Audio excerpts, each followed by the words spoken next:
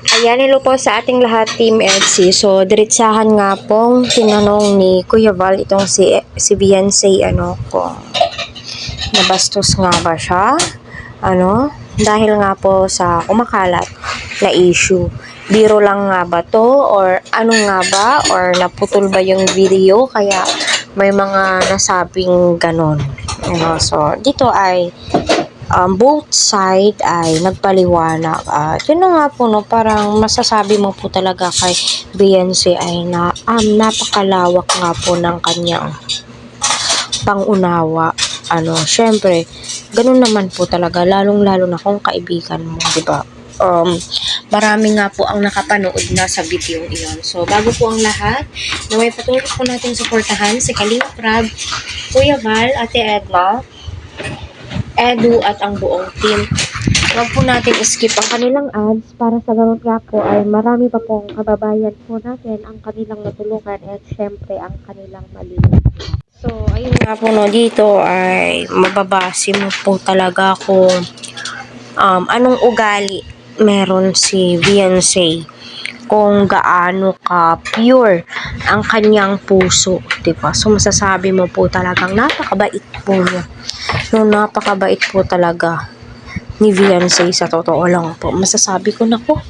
Kaya pala, maraming nagmamahal at sumusuporta sa kanya. Kasi kung ano po yung ugali niya sa pagva-vlog ni Kalinga Prab, yun, at yun po talaga si Beyonce. Hindi niya nilalagyan ng mga mali siya, yung patungkol nga po doon sa mga issue lumalabas, kay sila naman po talaga yung mas nakakakilala sa isa't isa, lalong-lalo na ay sila naman po ay magkakasama sa taping, sa pagba-vlogs, so klaro lang naman po ni Kuya Val, so panoorin po natin.